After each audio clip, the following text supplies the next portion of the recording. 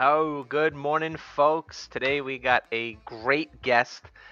He's already at work. We've been working all week. We've been teaching and training, and this gentleman is a very hard worker. We're going to get started shortly, but folks, here he is. Caesar Santiago is a true professional. Just want to thank everybody for joining. Once again, my name is Charles McNamara. I'm the Director of Operations with Guardian Group Services. Cesar Santiago, once again, is a true professional. We'll talk a little bit about him and his background and what he is all about, and all of the different types of training that he provides, and his full time job in the field of security, nightlife, and safety. So we're going to turn to him in just a second. Get ready, folks. Have your questions ready. Ask them in the chat, and we will answer them live. We're doing a whole episode today on security, clubs, and nightlife.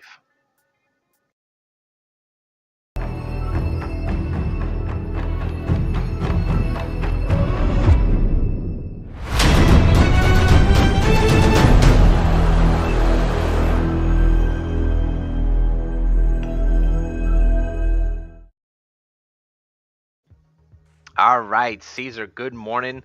Man, we've been together like all week this week. Did like 100 security guards in training. I know you were working last night. I was working last night. We're back Yeah. at it again. Caesar, good morning. Good morning, Charles. How you doing? I'm tired. How about you? I feel about the same. I got off at like 3 a.m. Today. Yeah, I definitely know that feeling. I've been there plenty of times. Folks, Caesar's a great instructor. So some of our students have had the luxury of having you over the past year. You've taught thousands of students. I've been in this industry for the past 2 decades. I was really excited putting this together. I've done a couple of VIP events. I've done some executive protection work, and you're like the master. So like I'm gonna default everything to you for today's training. At Guardian, everybody knows kind of what we do. We do security training for new guards, for people renewing their licenses. We do a bunch of training for fire safety. We do some work in the construction area with OSHA. We do first aid training. We're now doing self defense courses. We're doing pepper spray.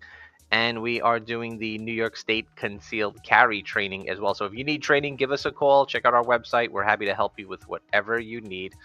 Yeah, we're going to jump into it. So I've got about 20 questions, and you and I were kind of working on these, and you put a really good list together of things that you wanted to talk about, things that you see on a daily basis. So we're going to get into them.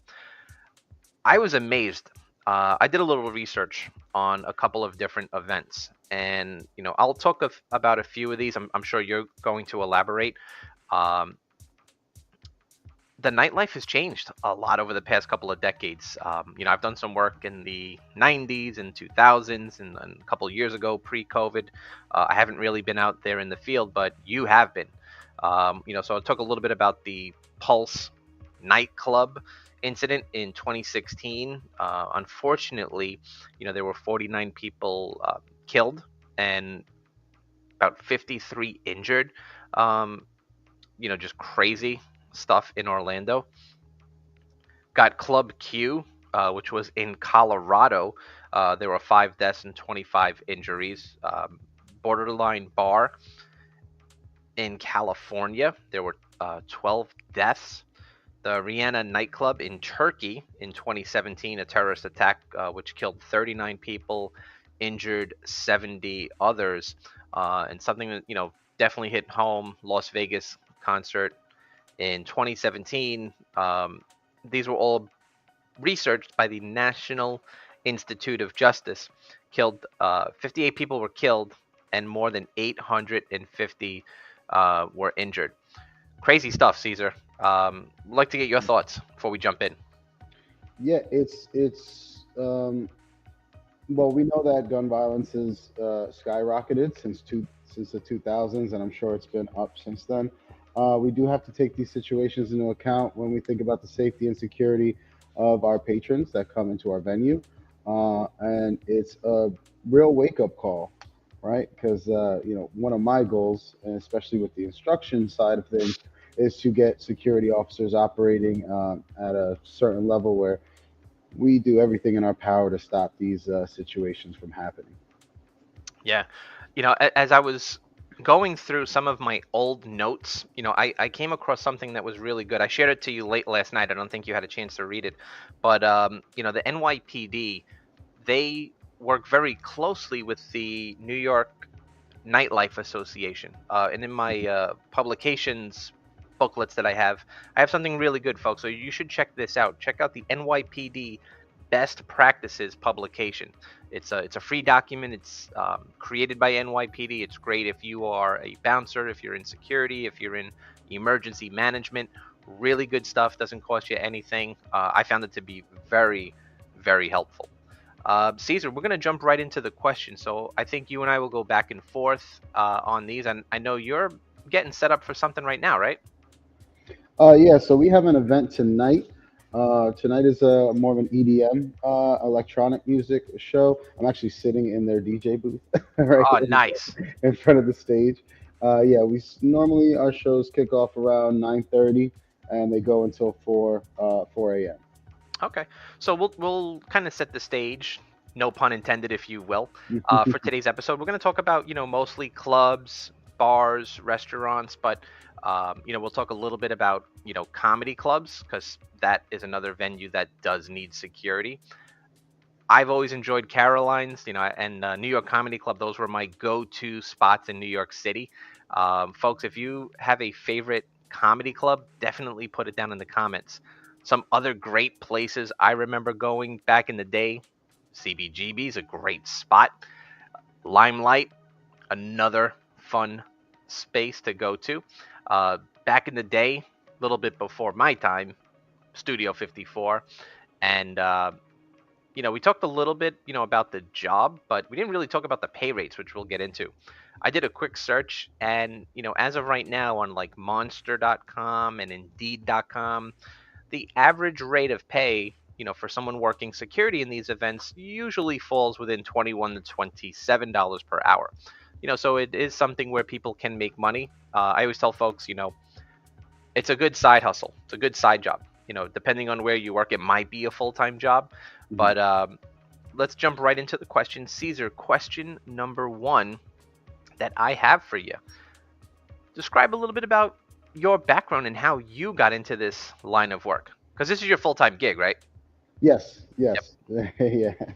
Um, so yeah, years ago, I think I have. I think it's been 13 years now that I've been in the security industry. And to be honest with you, my neighbor owned a security company, and I would play basketball with his son all the time, like growing up. Hmm. And one day he just came up to me. He was like, "Hey, if you got your security license, would you want to come work for me?" And at the time, I was I was stocking shrimp in Walmart. Nothing wrong with it. We all got to pay our dues, but I was looking for a change. So I figured I'd take him up on it. And my first security post happened to be beach bars and clubs on Fire Island. Uh, Okay. that lasted the summer. And then while I had that security license, it allowed me to go and get other security jobs as well. So I've done just about everything besides zoos and stadiums, I think. Um, and and then like years later, I was sitting in a class, and I had a. This is kind of a funny story, and it speaks to why I take security so seriously. Um, I'm sitting in class, and my friend is telling me about this commercial space that he rented out to throw an event, and that he needed security. I was like, Hmm. "Oh well, I have a security license," and he asked me to work for him that night. So we set everything up. I ended up working for him, and would you believe that the first night I was working there, uh, I got the money box stolen from me. Somebody came, snatched it out of my hands, and then ran off with it. And I was so distraught that I had lost their money and apologetic, and he just, I told him about how it happened, and I was like, I'm sorry. He just ran up, grabbed it, and just took off. And the guy's like, oh, don't worry about it. Things happen. Do you want to do it again tomorrow? And that just started a string of, and then I just didn't stop. I didn't stop. I kept on doing these shows and commercial spaces, and I met new people in doing that. And one of the people I met owns this lovely club that I'm sitting in here. So Awesome. 13 years later, you never know where you're gonna end up. You It's know. so true. I remember the few events that I have done were always on overtime. I worked for a really big guard company, and we did mostly high-end clients, office buildings. And one of their regular people called out on a Saturday for an event that was going on a Sunday. They needed somebody last minute, so I literally went from one job to the other. Changed suits, from my regular suit and tie to something all black, and had to do some VIP work for James Gandolfini. This was like the opening of The Oh wow. Sopranos, Yeah. and it was pretty funny because I had never done it before. It was my first time, so I'm like, I really was like, panicking, like, what do you want me to do? What do you want me to do? It's like, just stand there. I'm like, stand where? He's like, just stand right there. I'm like, okay. I didn't know who was coming, who the VIPs were. Mhm. And they didn't want people to know because they knew people would, yo, I'm gonna see such and such at the club. Hey, I'm gonna see such and such. This person's gonna be here. So they kept it very hush hush. So I was very nervous, very razzled, and then all of a sudden, the whole cast of The Sopranos comes out, and then they say, all right, your job is gonna be crowd control, make sure no one gets past these doors.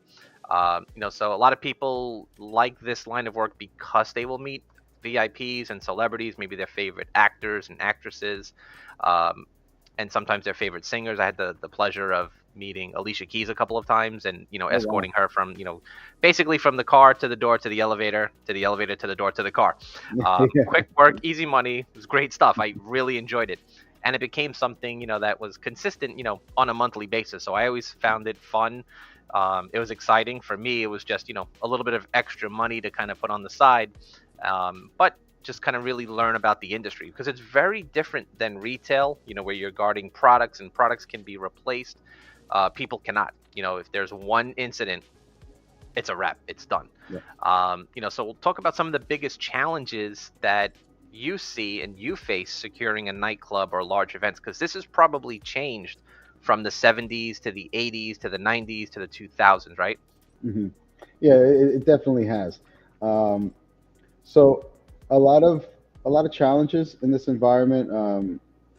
I'd have to say is really it all boils down to managing unpredictable behaviors, right? So we're talking about aggression, intoxication, illegal drug use, underage drinking, right? We have to be able to identify these red flags on the fly so that we can solve these problems as quickly as possible.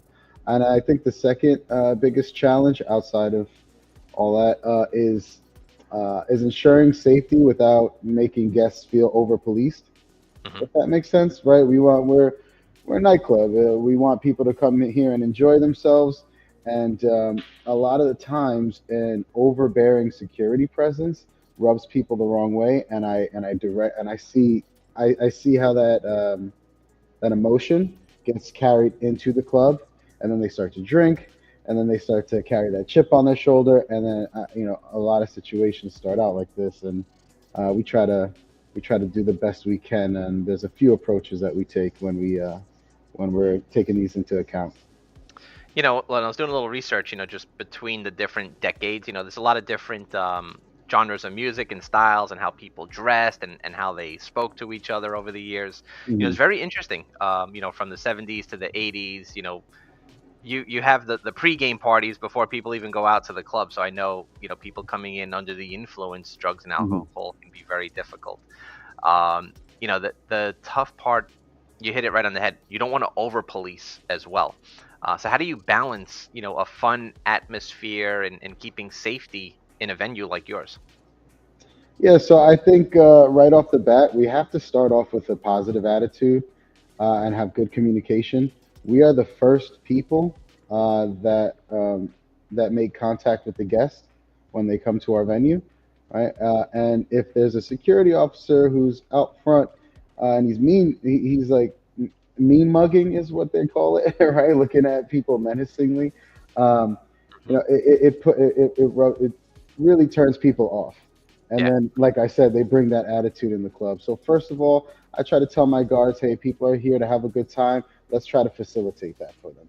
We can do our job thoroughly, and we can be a pleasure to work with. And then the second thing, uh, I would say that I use a combination of plainclothes security and uniform security because I want people to be able to identify the security officers in the event that they need help, right? I want them to be able to clearly see, oh, this person is someone I can go to for help. But I also want to monitor people in their natural habitat, so to speak, right? Sure. So because and this helps a lot with drug use also. If they see somebody with a security in big bold letters on their back, they'll they'll wait to continue their illegal activity once we're gone. But if we're in plain clothes, nobody really notices us. We're in the cut. People are going to act the way they're going to act, and we're in a better position to address the situations that come our way. Yeah, definitely. New Yorkers, right? Oh, why you me mugging me? What you looking at, son? Yeah. What's up? And that's tough, right? Because everybody's got an ego in New York, right? Don't look at Oh me man. the wrong way. My favorite, I'll slap you right in the throat. Yeah. Um, but it is very hard for some people to learn that skill of de-escalation, right? I don't want to look like a sucker. I don't want to get played. Yo, I'm with my whole security crew. I'm supposed to be, big man on campus running the show. But that's a skill that is just probably top notch. People don't realize it. Yeah, you can learn how to use tools like your hands or OC spray, but if you learn and master that skill of de escalation, you're going to be an amazing security guard. Mm. Um, you know, I don't know if you knew this, but there was a video circulating of me out on the dance floor, which is crazy. I got intoxicated. I'll show the people. I have a good laugh and check this one out.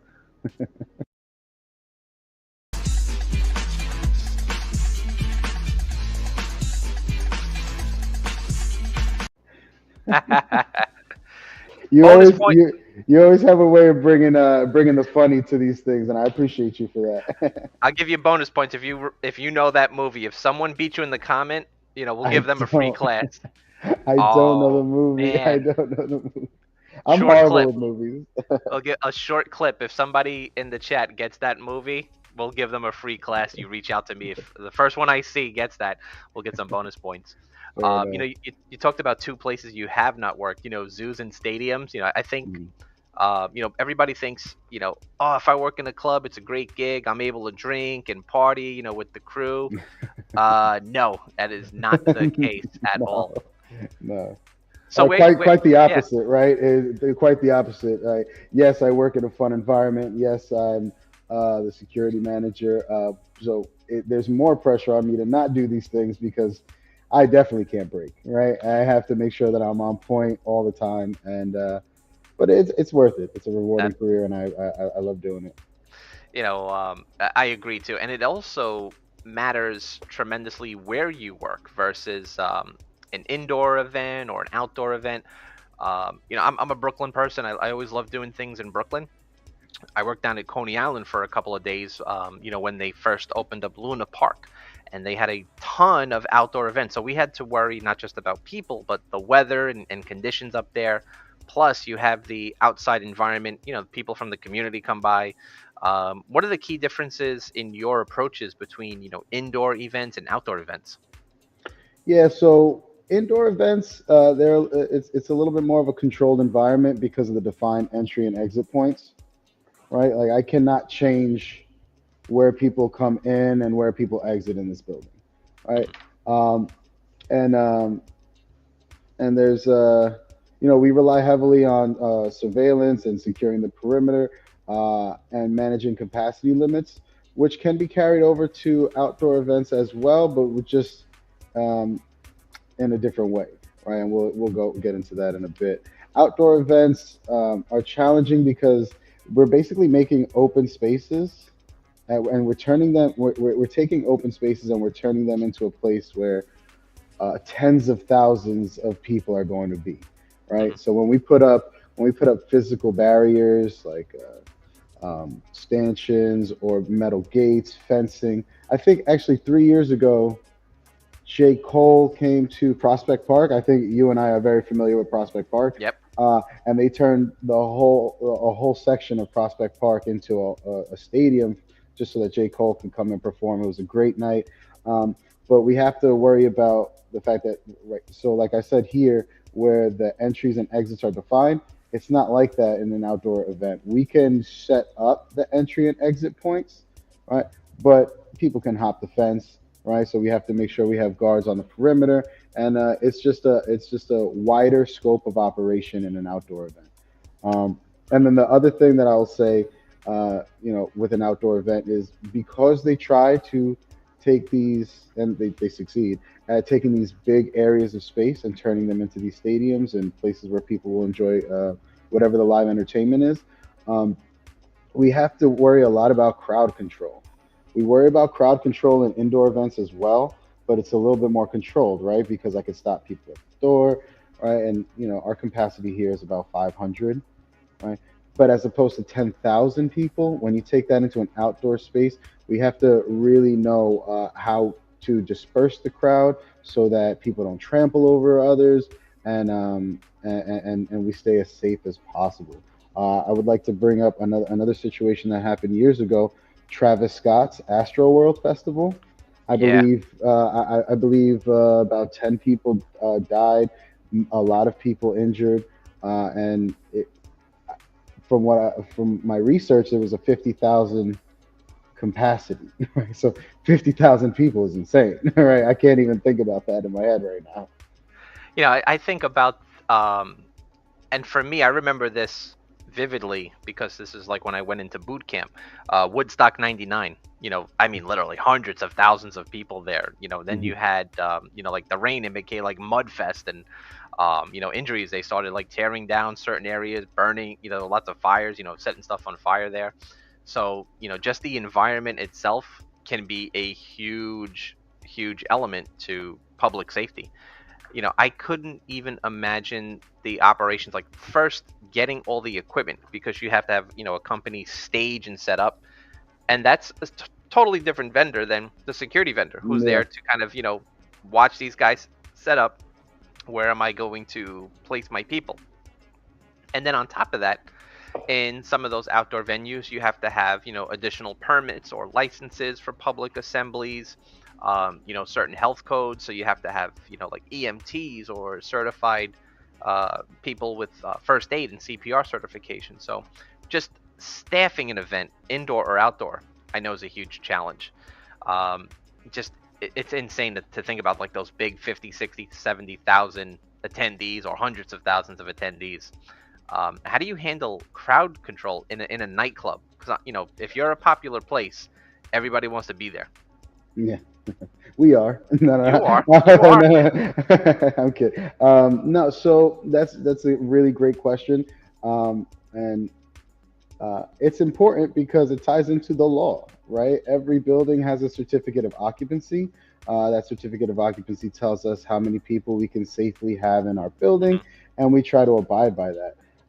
So I have here an ID scanner, right? One of the newer ones that scans passports and foreign IDs as well. And one good thing about that is it'll keep account of all the IDs you scan. So you kind of have a number in your head, or an estimate on how many people are in the building, right? So we keep that number. So 500 is our capacity here at the nightclub. Okay. We keep a strict capacity limit. Um, I skipped the question, and I actually did this intentionally. I just wanted to know how. I'm a how person. How do you do this? How do you do that? How do we breach security? yeah. But what are the common threats that you see, and how do you mitigate against them? So overcrowding is definitely a common threat in security, right? We really want to make sure that people are safe and they're enjoying themselves. And if you just pack a nightclub, not only do the chances of injury go up, but people aren't having a good time packed in a place like sardines, Yeah. right? So common security threats in nightclub would be um, what like we spoke about, right? Fights, theft, substance abuse, unauthorized access, underage drinking, um, yeah, things of that nature. Those are our common threats that I deal with. I know firsthand, working some of the St. Patrick Day events, you deal with underage drinking outside and indoors. Yeah, And it's scary too because, people get them sometimes, and sometimes they just bypass security somehow, you really have to look at your game plan. How are you going to protect the property? How are you going to protect the people? Um, and that's difficult, right? You have to have good communication skills. Not just with patrons, but with each other. Yes. How does your team communicate strategically during events? Like they see a fight, or two guys about to have a fight, or maybe two women have a fight, or maybe a whole group on group fight. How do you handle those things, like during those events? Yeah. We always have a pre-shift meeting, and Okay. in that pre-shift meeting, we talk about a bunch of stuff. One of the things that I check during this pre-shift meeting: do you have your radio on you? Is it on the proper channel? Is the volume all the way up? And do you have an earpiece? Hmm. Because I'm not going to hear the radio inside the club. If I don't have my earpiece, I'm not going to hear you. Right? So if you don't have these things, you're not prepared. Right? I can't be everywhere at once. The guards can't be everywhere at once. So we really need to rely on the radios that we have in order to communicate effectively with each other. We also have a group chat, right?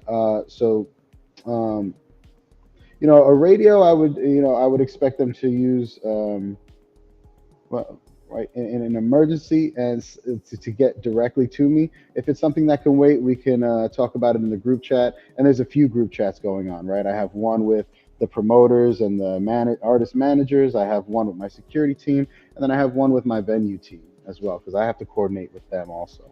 Hmm. So we, It's funny you talk about like a group chat. There's a couple of really good Facebook groups that I'm a part of, and a few really, really good LinkedIn groups. They kind of put out information of trends that they're seeing, or individuals who, are frequent flyers and just constantly cause incidents. If folks, if you're watching this, definitely network, get to know other security professionals, right? Know the people who are doing this job and listen to them. They will tell you stories, and they're not stories just to shoot the breeze. They are things that have happened out there in the field. And word gets around. Like if you see this one person who is a problem somewhere, there's a chance they might be bounced out of your property, go and go. somewhere else to Yeah. and you want those heads up right away. Yeah, it's So that's good that you brought that up. Sorry to cut you off. It's good that you brought that up too, because we also communicate with I also communicate with the other security managers in the other venues in our area.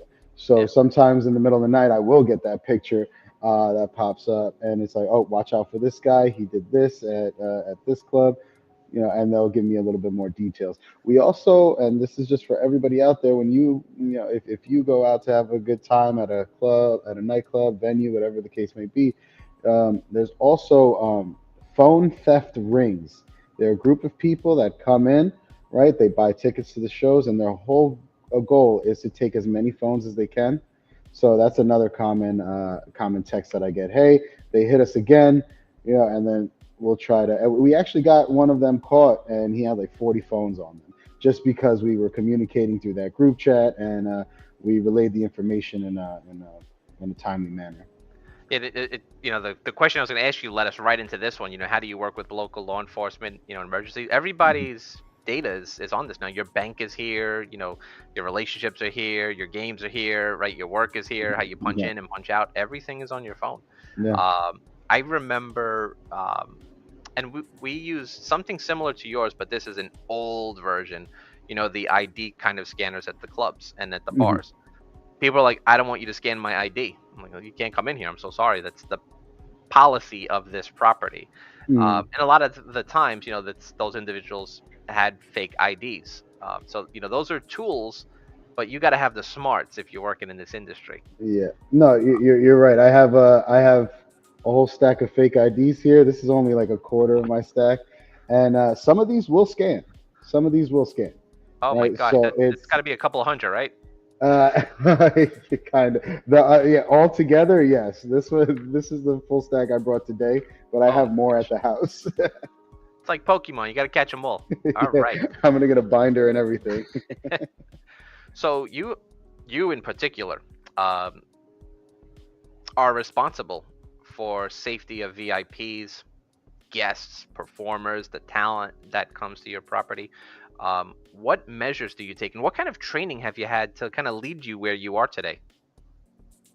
Yeah. So when it relates to as it relates to VIP protection, I did work for a security company um, for a couple years, and we did private protection. It was more so for religious dignitaries that would come.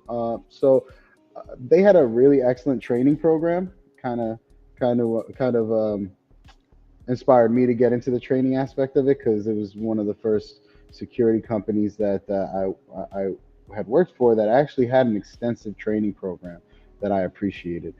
So measures that we take to ensure the safety of our VIP guests, I would have to say, so definitely they need proper credentials, right? Hmm. Everybody in this venue needs to have a proper credential. We have a green room right behind me, and if you want to get back there, you need to have a wristband, right? We don't let anybody back there without a wristband just because of the risk involved in letting people that we don't know, right? And everybody's somebody, right? I'm the manager, I'm the A&R, I'm this, I'm that. Listen, go to the front, tell them who you are. They'll check you off a list, and you'll have that credential. I also try to stress having meetings before the show happens, Hmm. right? A week before, I want to be meeting with if it's like this over Zoom, I want to be meeting with the promoters and the managers of VIP guests. I want to give them the VIP entrance address because our main address that's um, displayed on our website is not the VIP address. And a lot of times we have VIPs come right up to the front door because because we didn't discuss this beforehand, and now there's a flood of people around their vehicle, right? So I really try to stress that meeting before the party happens, just so that we can go over a lot of the protocol, right? They're busy people, right? Especially the managers of these artists, so they, I'd say it's about a 50-50 that they take me up on that. But when they do, right, we're able to set them up and drastically reduce the amount of incidents that'll happen, right? Sure. Because we all know what to do, where to go, what time they're going to show up, right? All these things need to be discussed just so that we maintain the safety of our VIP guests. And if we look into past history, right, there are a lot of artists that have passed due to gun violence and things that happen inside the nightclub, right? Irving Plaza, I don't know if you're aware of this, but about 5 or 6 years ago, right, Irving Plaza had a shooting um, between a hip hop artist and a hip hop personality, Hmm. right?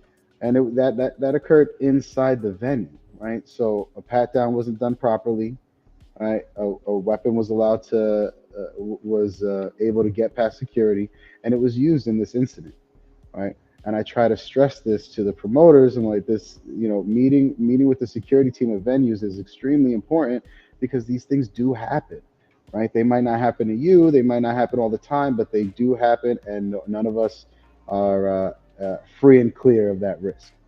Yeah. It's actually funny. One of my first gigs as a fire and life safety director was actually right around Irvin Plaza. And Right. that team, that security management team, I love them. They were great.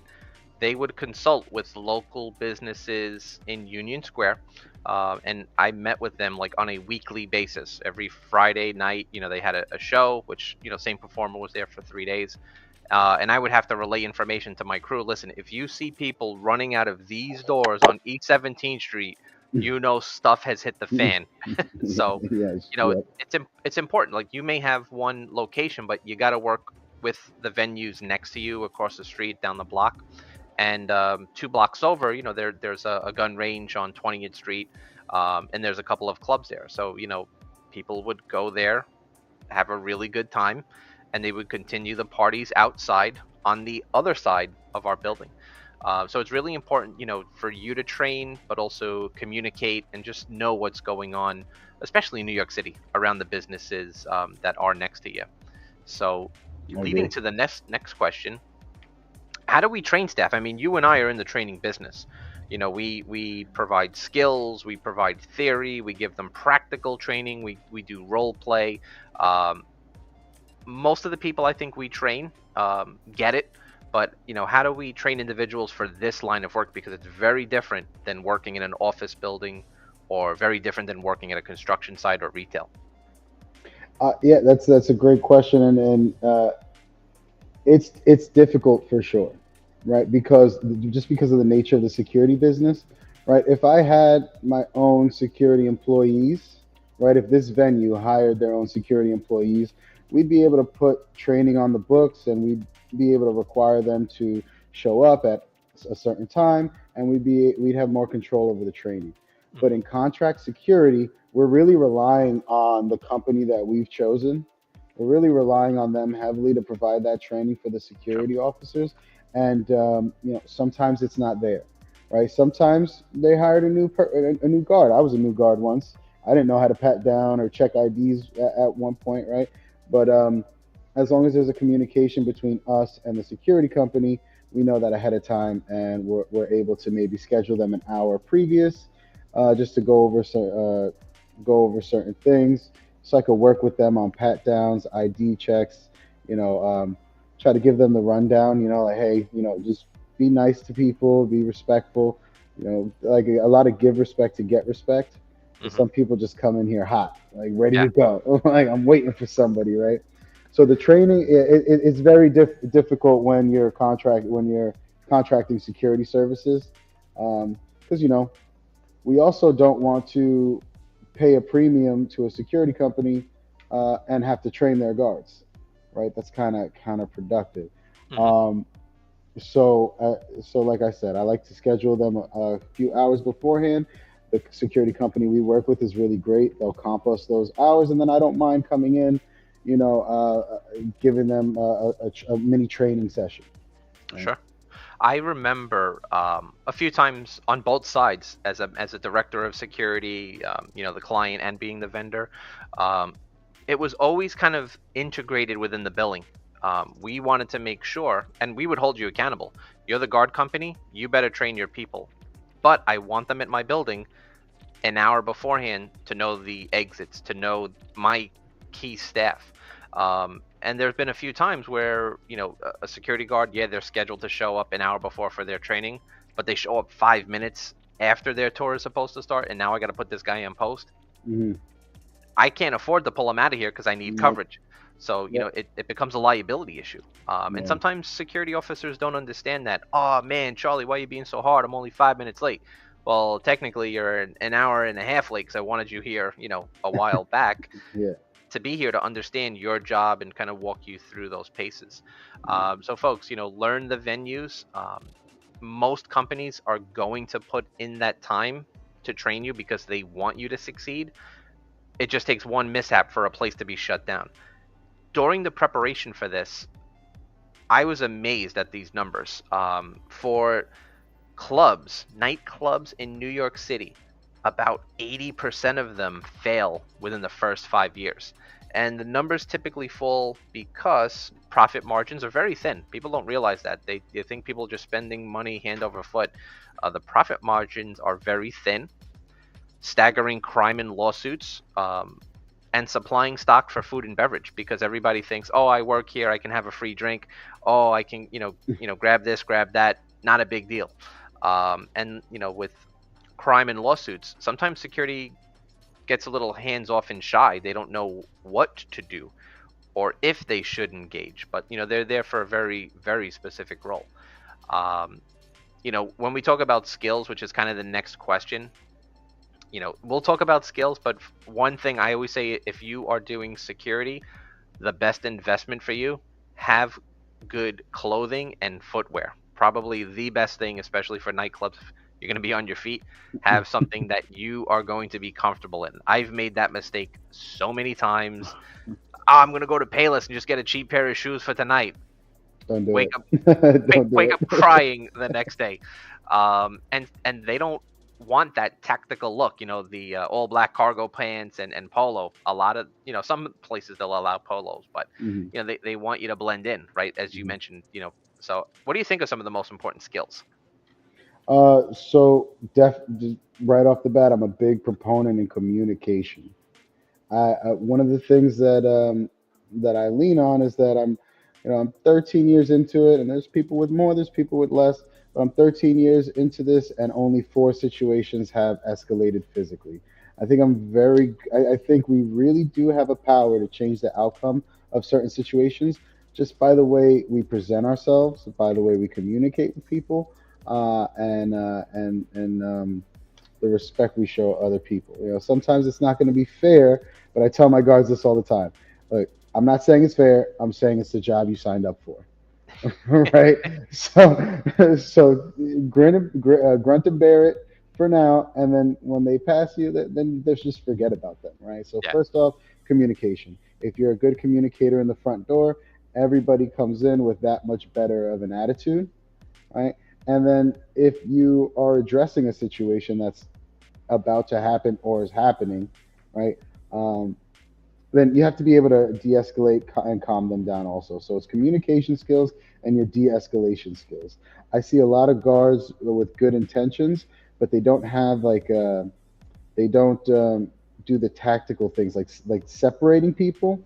It sounds arbitrary, but it's really not, because if you continue to let two people be in the same vicinity and they're going to argue back and forth, it's never going to stop, right? yeah. You have to separate them, and get both sides of the story. Give people the time of day so they feel respected, and if you do that with them, they'll calm down with you, and generally speaking, that they'll calm down within the situation itself.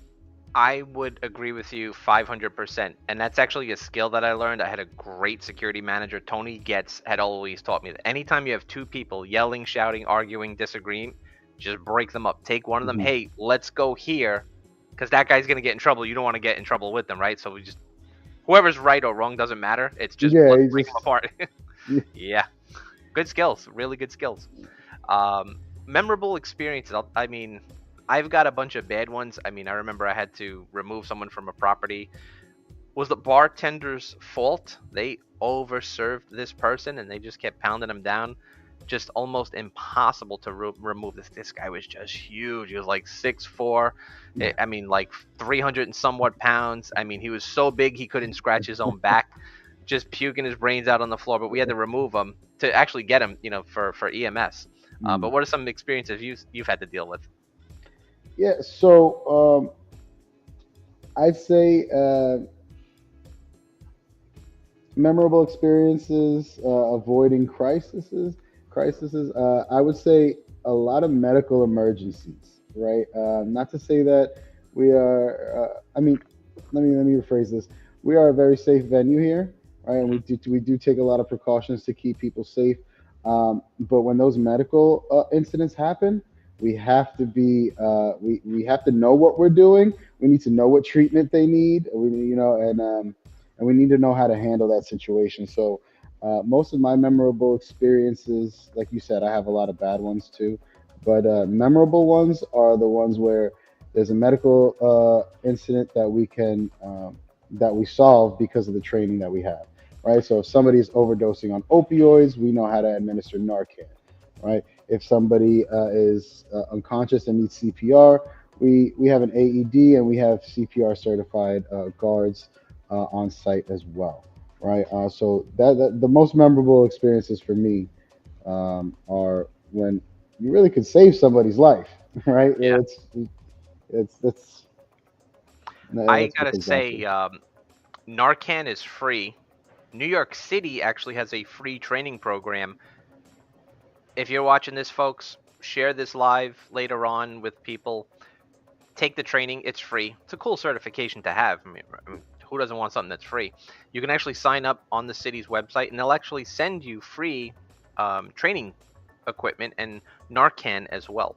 Guardian does, the CPR and first aid. I have a couple of clients coming in today right after this show, which I'm looking forward to. I always love those skills because they're hands-on. You're doing something, you're learning something, and those skills really can save a life. Another one that I've ran into, you had a gentleman and a young lady get into an argument because the gentleman decided to bring his three other girlfriends to this venue, and girlfriend number one found out. Waited outside after they argued because security just kicked her out, and that's Hmm. it. They just kicked her out. They didn't check up on her. You got to remember, listen, if there's a heated argument, they might be outside after the fact. Yeah. Long story short, she sliced him. She sliced the other women as well. So we had to administer first aid, kind of really patch up some bad cuts. Um, all of them got arrested at the end of the day. But the Mhm. security staff, they had to write up their incident reports. They actually were all called to testify in court. So just some wild stuff, folks. First aid skills, probably one of the best things you should look into. So we have Agreed. the physical security person at these venues. What about cameras? How does that play a role, if any, on the daily operations that you have? Yeah, so the cameras allow me to be everywhere at once, right? I have an app on my phone that I can where I can tap into the camera system in the venue, and if you know, um, whenever packing this club past our capacity, but if we are almost hitting that capacity, I might want to take a step back and just monitor the cameras rather than just be somebody that's disrupting the flow of the dance floor and just some big guy walking through and pushing people inevitably, right? Because everybody's shoulder to shoulder. Yeah. It's a lot of excuse me, excuse me, right? So I just use the cameras, the camera app on my phone that uh, allows me to look at this whole venue, and then they also play a really big role in investigations, right? Sometimes things happen and the cops are called. Um, and we need to hand over footage, right, of that night. Sometimes something happens in a different building, and just because our cameras are outside, we might have caught somebody Yeah. coming out of that other building, right? It's very helpful for investigators and for the police to be able to rely on our footage, The given the the situation. quality of cameras are amazing these days. Like the highest grade, 4K, 8K, like, it's just Hmm. amazing like how crystal clear. Years ago you had these huge bulky cameras. I mean, you could see them a mile away. Yeah. They are so discreet now. And there was a case in 2006 in New York City. I believe the event was at the Opus. There was a serial killer in 2006 that would actually go and target bouncers all over the tri-state area, Oh wow. and they were able to track this back. All these different cases. The NYPD at the 10th precinct, was able to get DNA and track down multiple victims to this one serial killer who would go to these clubs, start fights and attack bouncers. So they were able to do that, just like how you said, from the external cameras. Mm-hmm. People think, it's dark inside, the cameras can't see anything. These cameras are so clear, day or night. You're not going to be able to get away with anything. It's amazing. Yeah, Uh, you have to spring for the better quality cameras. I think it's worth it, right? sure. Especially when you need to solve some of these incidents. And just to piggyback off of what you were saying, we are going through that same situation now, and I encourage everybody who partakes in nightlife to be very careful. Right, last summer there were a few murders in the area. People dumped into the creek. Yeah. Right, the person was not caught, and another body was just found in that same creek a week or two ago. So, this is a very real threat that we deal with, and whether you're security or not, you have to think about your safety. Yeah, you and I were talking about this in our training class the past couple of days. We do everything with the buddy system, right? Listen, you work together in teams, you work in pairs, but even when the job is done and it's end of tour, you have a job to go home safely. So Hmm. communicate with people, come up with a plan. How do you exit the venue? Maybe you had to remove somebody who was just out of their freaking mind. Are they waiting outside? Are they waiting a block away? Are they sitting in a car somewhere? These are things that you have to know and think about. You got to be able to control the entry and exit points. I always have fun with some of these things. I always relate things back to chess. Everything's a chess game, right? Strategies is so important. How do you manage the entry points and exit points? Because people think, what, I'm going to go in, I'm going to pop open this back door, get all my buddies in for free. We're going to free bottle Yeah. service, walk out, never pay for anything, right? Yeah. So every entry point and every exit point is a post for a security officer, right? I really don't want to leave any points of entry unattended. Um, we right here we have 3 points of entry. We have the front door, we have the side door that goes out to our smoking section, and then we have our VIP entrance and exit in the back. Hmm. So it's not that difficult for us, but we only have 3 points of entry, right? Other clubs, and when we were talking about outdoor events, also they're going to have a way bigger problem with this than we are. But my guards are really great at facial recognition. I know there's a software nowadays, right? But when There we is. can, Yeah. when people come to our venue, right? We know we have an idea. Not that you're going to remember everybody's face, right? But we have an idea of who was here, who shouldn't be here, right? Because we also we don't want underage people to enter the venue. So that comes with a certain level of skill, right? That you gotta to look at somebody's face, make the judgment call, look at the ID, right? My guards are very well trained in mitigating these situations at our entry points. For our smoking section, right? So the rule here is that once you leave the smoking section, you have to go all the way back to the front and get wait online if there's one, and you have to get researched again, right? This is because we don't want people leaving to their car, grabbing something, and just be like, "Oh, I just left the smoking section. You saw me. Can I just come back in?" Hmm. Right? And then we don't know what they're bringing into the venue. So that's our protocol for the smoking section. And then of course we have the ID scanners at the entry points. We have metal detectors. We do pat downs, and we warn people. Um, and for the VIP door, we just make sure that you know nobody goes through there without me or an artist liaison person. Nobody's just going to go up to that door, knock on the door, and somebody's going to let them in because we are there. Hmm. So a presence is very important in regards to this question, right? We are the deterrence. We talk a lot about that, security being a deterrence. Yeah. So It's funny you talk about the technology. I don't recall the name of the actual software, but I mean it was amazing. I worked for this one client in Midtown by Rockefeller Center. Um, Terror target around the holidays. Amazing. You type in a threat, male with a blue shirt. Every male with a blue shirt would pop up. So you would right now get wow. pinged. I would get pinged, Uh-huh. and then you can narrow it down. Male with blue shirt, beard. Boom. Now it kind of eliminates Hey, other don't get people. me in trouble over here, Charles. Now, don't, Caesar, I know you're a Rockefeller Center, don't get me in trouble. but technology has become an increasing tool in the security industry. But you have to have people who are trained and know how to do that stuff. You hit it right on the head because back in the day, when people would have to go outside to smoke, they would lose their minds. I'm not going out in the cold. It's winter time. It's freezing out. It's raining out. But they would send out Shorty to go pick up the 22 to come back and shoot up the place for her boyfriend. Those are real Okay. things that in the 70s and 80s and 90s, that Mhm. those events led to changes in the industry. So stick to your protocols, folks. They are there for a reason. Fights. You ever had to deal with any fights in the club? How do you handle those? Yeah, unfortunately. Yeah, I'm like I sure. Yeah. said, unfortunately, right? Because we never wanted to get that far.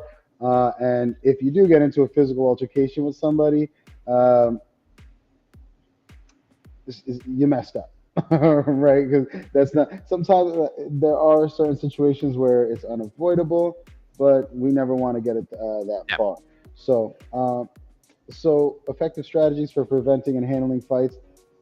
I really stress the importance of um, of all of our employees, not just security employees, all of our employees, right, to understand how their position can uh, can directly resolve situations, right, or directly relate to security.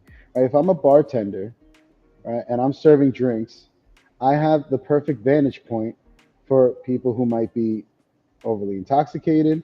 All right, I have the perfect vantage point for the crowd. Right, our bar's right there. This is our. I know you guys can't see it, but I'm seeing it. If I'm a bartender and the dance floor is right in front of me, and there's something brewing, right?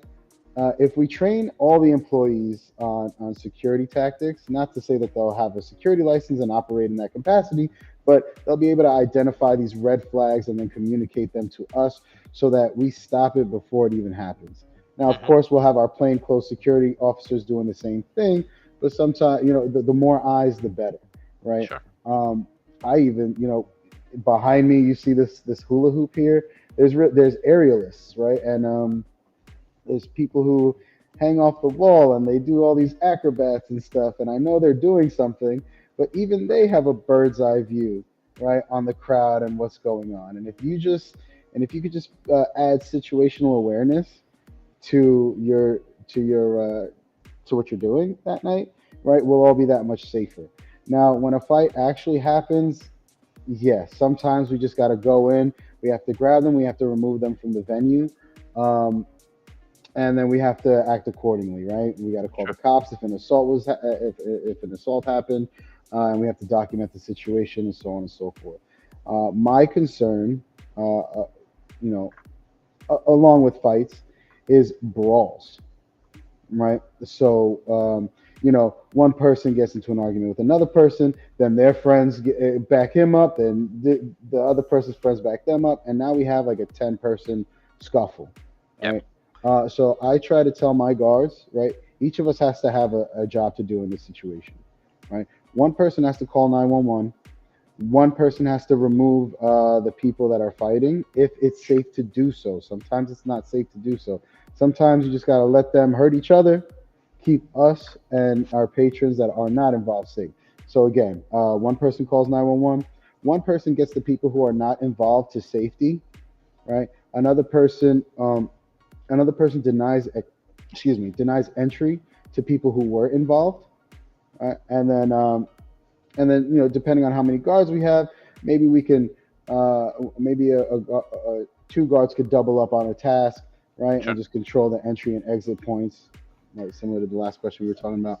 um, but everybody's got a job to do, right? We can't lose our cool and our composure and let the adrenaline that's filling us just cause us to act. We can't let that happen. We have to think about the smartest course of action.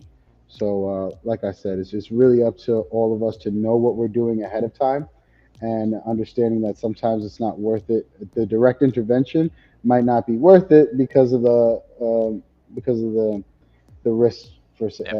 for your safety. You can't be that security guard that goes back like, "Damn, you got knocked out." Like you gotta get, yeah, gotta Yeah, get in there, you got right? to do That's your thing. something. Yeah, And people are like, "Oh, you know what? I don't want to get sued." People are going to sue no matter what. yeah. So it's better to kind of take some kind of protective measure, right? Mhm, You have a duty to protect others when you work in this industry. So let absolutely. that be known. You are in security to protect. Not be vengeful and go after somebody, right? Hmm. In trainings that we do and we talk about, use of physical force and use of deadly physical force, two very big different standards, and you really got to know the difference. We also have to comply with local laws, and we touched based on the fire department stuff earlier. Having a good working relationship with the local police department. Um, how do you handle that at your job with compliance for local laws? Yeah, so the fire department makes regular visits to our venue and venues across the city, um, and well, there's a lot of paperwork that goes into even being able to open your doors Sure. for business. So that has to be squared away. The fire department will come, they'll check, and once we get the sign off, we just have to maintain things the way they are, and just keep up with them, right? Then the next thing I would say is, so with law enforcement, particularly, we're in the 90th precinct. Silo is in the 90th precinct area, right? So I attend regular meetings with the 90th precinct, and they're like town halls, right? Hmm. For all the business owners in the. I'm not the business owner, but I'm representing this Sure. club, and I will represent Silo at these meetings, and we'll kind of get a rundown for how they want to like on new tips, how they want us to operate. We'll talk about troubles that we're having, and they'll do their best to address them as well.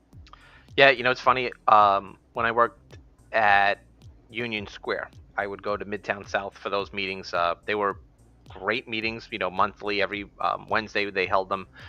It was great, because I was kind of coming up in the ranks as a security manager, and I just really wanted to soak in everything. But I also wanted to protect people. I wanted people to have fun, right? Hmm. They enjoy coming to work, they enjoy going home safe, they have a good time, they come back again next week.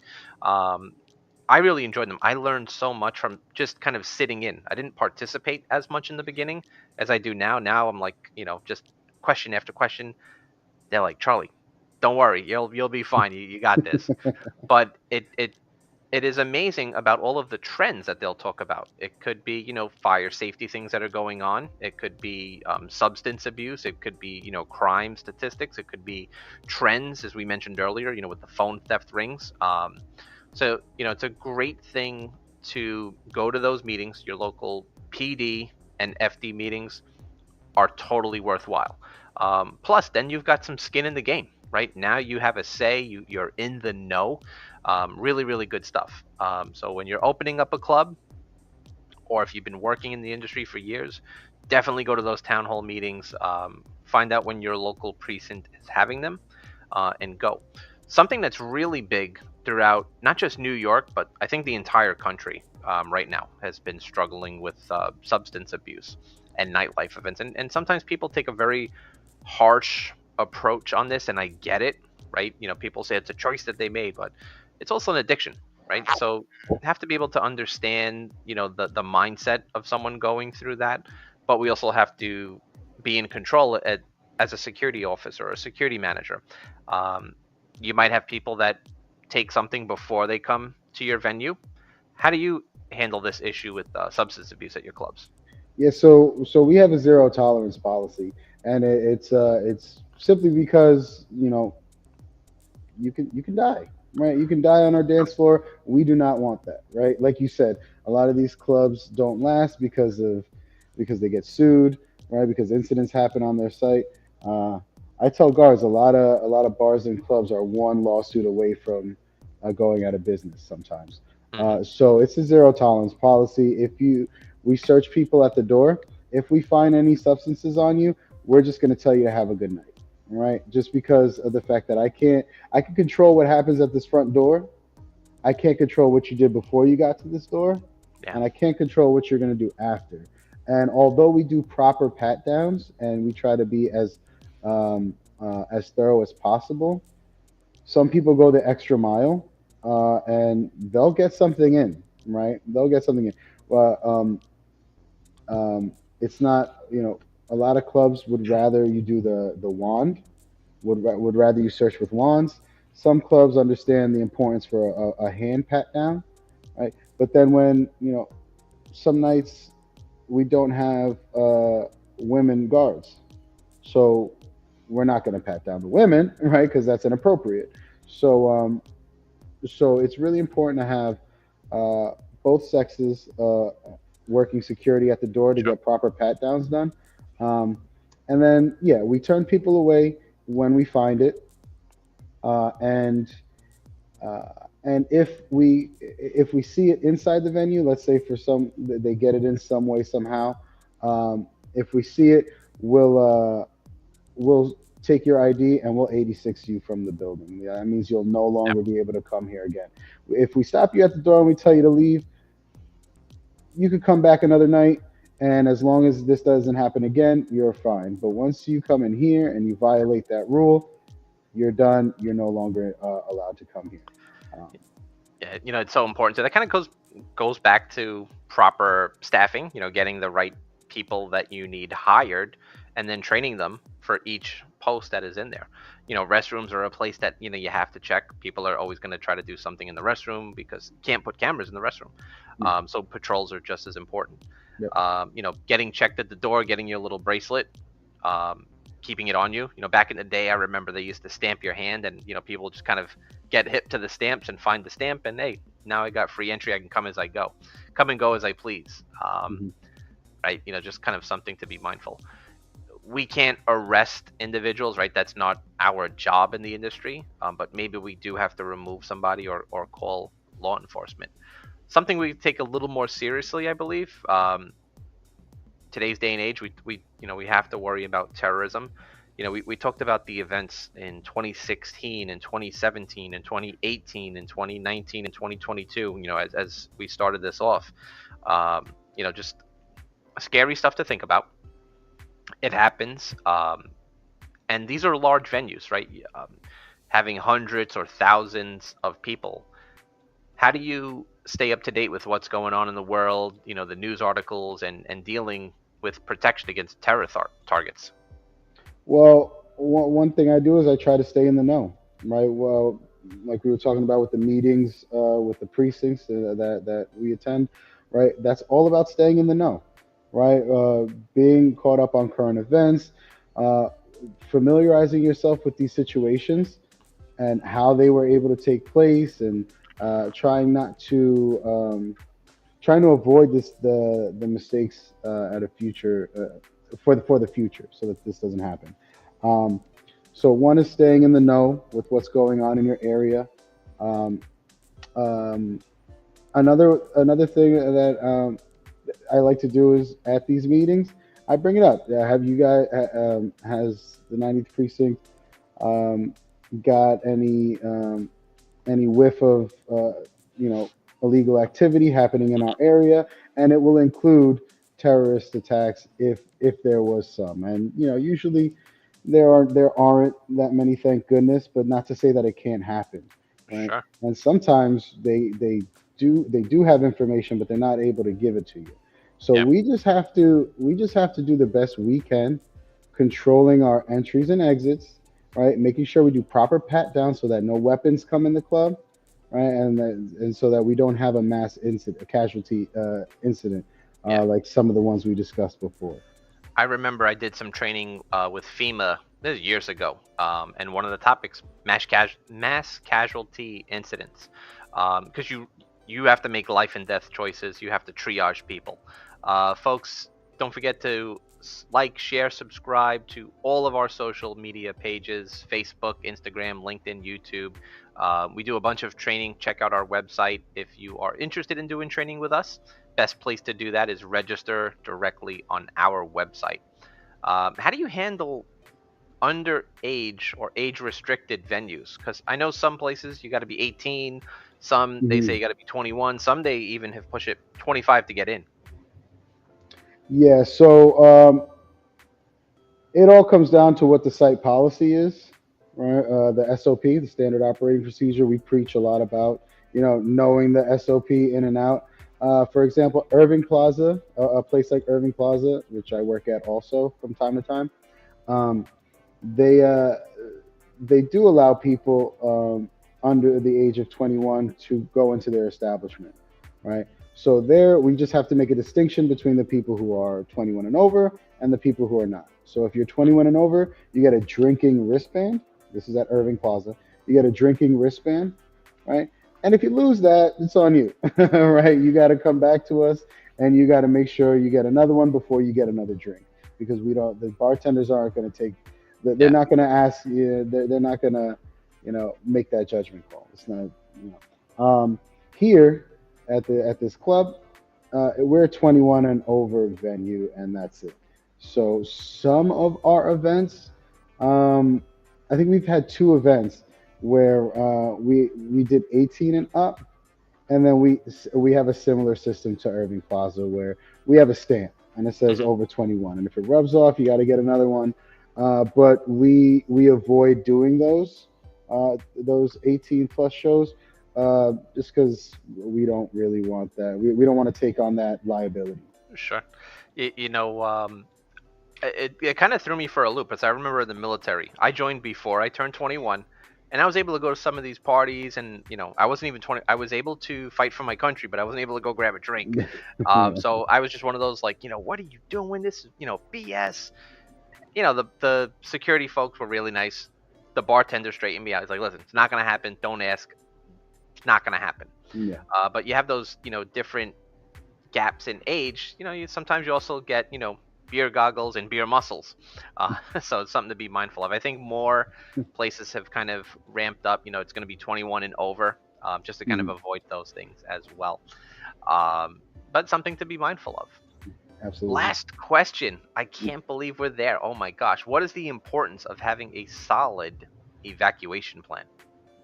Uh, so this is definitely important to me because of the fact that we only have these three points of entry, and one of them is kind of taken away because it's for the VIP guests, right? Um, we'll change that in the event of an emergency. So all my guards know that specifically for the VIP entrance, that you have to have the wristband to get back there. But in an emergency situation, each guard at each corner, right, is going to direct the people in their immediate vicinity to go out the exit. Okay. So even though there's certain protocols to keep people out, in an emergency situation, we scrap that because what's most important is getting as many people out as quickly as possible. Um, so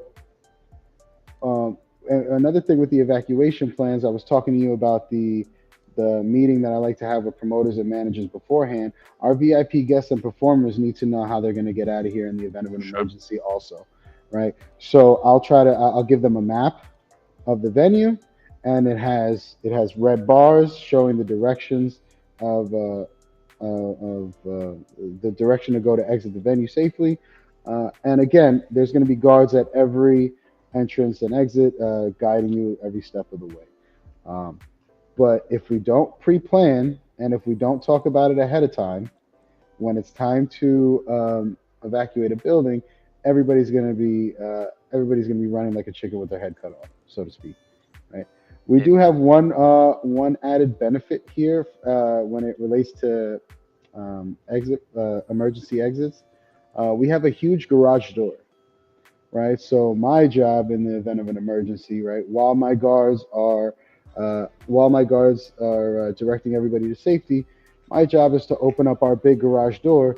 So not only do we have the front door, but we have this wide point of exit where a lot of people can get through it all at once. And this will happen on the fly, right? As soon as we realize there's a problem, we'll jump into action because we've trained this, we've drilled it, we've spoken about it, and there should be no issues. if you fail to plan, you know the saying. So planning is so important. Yes. Folks, if you are interested in taking any training classes, you can go to our website, scan the QR code that is listed, guardiangroupservices.com. Literally, you need a security class, we've got you. If you're trying to get a security license, we've got you. You need a fire safety class, we've got you. Need a first aid class, we've got you covered. Self-defense and pepper spray, yeah, we've got that too. Um, Caesar, thank you so much for going through those questions. It's a great field to be in, and I know your venue's always hiring. So, folks, if you get your security license and you want to work in that specific field, this is the gentleman to connect with. But you have to have your security guard license in New Yeah. York State. Caesar, any parting words? Stay safe. That's really short and sweet. Please stay safe, everybody, and avoid complacency. Avoid complacency. Okay.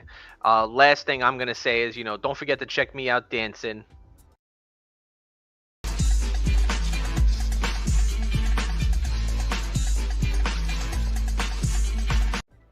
What Once again, movie if is it? I'm not gonna say, I'm gonna leave it in the chat. I'm gonna leave it for someone to find. Have a little bit of fun. All Um, right. Folks, I hope it was educational. Hope it was informative and entertaining as well. Um, we both have to get back to work right now. Yeah. It's amazing how fast these go by. Caesar, thank you so much for keeping people safe and Thank you, for Charles. training with us. That is it. We got to get back to work, folks. Have a good one. Thanks a lot, Take care. Charles. Have a good one. Bye, Bye. everybody.